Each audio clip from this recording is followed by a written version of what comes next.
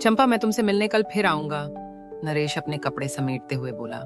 नहीं, कल से मत आना। कल मेरा आदमी घर आने वाला है। मैं किसी भी तरह के लफड़े या बदनामी में नहीं पड़ना चाहती। चंपा नरेश से बोली। अरे नहीं, सूरत इतना नजदीक नहीं है। उसके आने में कम से कम 2 से 3 दिन तो लग ही जाएंगे। अपनी बाहों में कसते हुए बोला। चंपा बाह छुड़ाकर बोली। 2 दिन पहले ही बता चुका है कि वह गाड़ी पकड़ चुका है। कल वह घर भी पहुंच जाएगा। नरेश मायूस होता हुआ बोला। जैसी तेरी मर्जी।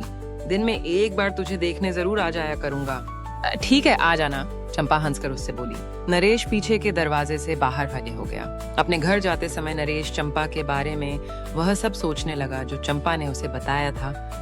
चंपा के घर में सास ससुर और पति के अलावा और कोई नहीं था। चंपा का पति संजय अक्सर काम के सिलसिले में गुजरात की कपड़ा मिल में जाया करता था। वह वहां तब से काम कर रहा है जब उसकी चंपा से शादी भी नहीं हुई थी। संजय को गुजरात गए 2 महीने बीत गए थे। कस्बे में मेला लगने वाला था। चंपा संजय को फोन पर बोली। तुम घर पर नहीं हो। इस बार का मेला मैं किसके साथ देखने जाऊंगी? माँ पिताजी तो जा नहीं सकते। संजय ने चंपा को गांव की औरतों के साथ मेला देखने को कहा। यह सुनकर चंपा का चेहरा खुशी से खिल उठा। एक रात गांव की कुछ औरतें समूह बनाकर मेला देखने जा रही थीं। चंपा भी उनके साथ हो ली। घर पर रखवाली के लिए सास ससुर तो थे ही। मेले में रंग बिरंगी सजावट, सर्कस, झूले और न जाने मनोरंजन के कितने साजो सामान थे। उन सब को निहारती चंपा गांव की औरतों से बिछड़ गई। अब चंपा घर कैसे जाएगी? वह डर गई थी। मेले से उसका मन उचटने लगा था। उसे घर की चिंता सताने लगी थी।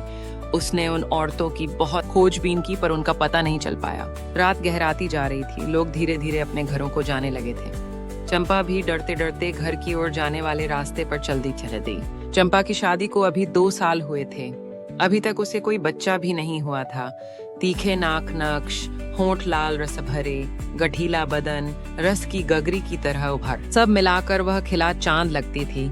इसलिए तो संजय मरमिटा था चंपा पर और उसको खुश रखने के लिए हर ख्वाहिश पूरी करता था। चंपा के गदराए बदन को देखकर 2 मंचले मेले में ही लार टपका रहे थे।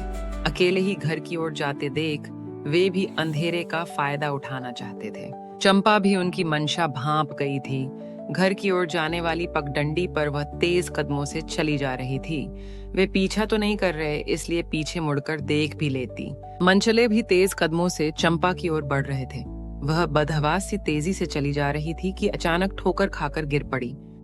तभी एक नौजवान ने सहारा देकर चंपा को उठाया और पूछा, आप बहुत डरी हुई हैं, क्या बात है? कुछ नहीं, चंपा उठते हुए बोली। शायद मेला देख कर आ रही हैं। कहाँ तक जाना है? नौजवान ने पूछा। पास के सूरतपुर गांव में मेरा घर है। 2 मंचले मेरा पीछा कर रहे हैं। जिन औरतों के साथ मैं आई थी वे पता नहीं कब घर चली गईं। मुझे मालूम नहीं चला। बदहवास चंपा ने एक ही सांस में सारी बातें उस नौजवान से बोल दी। जिस नौजवान ने चंपा को सहारा दिया उसका नाम नरेश था। उसने पीछे मुड़कर देखा तो वहां कोई नहीं था। डरने की कोई बात नहीं है, मैं भी उसी गांव का हूँ। मैं आपको घर तक छोड़ दूंगा। चंपा डर गई थी। डर के मारे वह नरेश का हाथ पकड़कर चल रही थी। कभी कभार दोनों के शरीर भी एक दूसरे से टकरा जाते।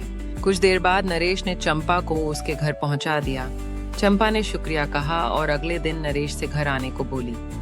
नरेश उसी दिन से चंपा के घर आया करता था। उससे ढेर सारी बातें करता, मजाक मजाक में चंपा को छूता भी था। चंपा को भी अच्छा लगता था।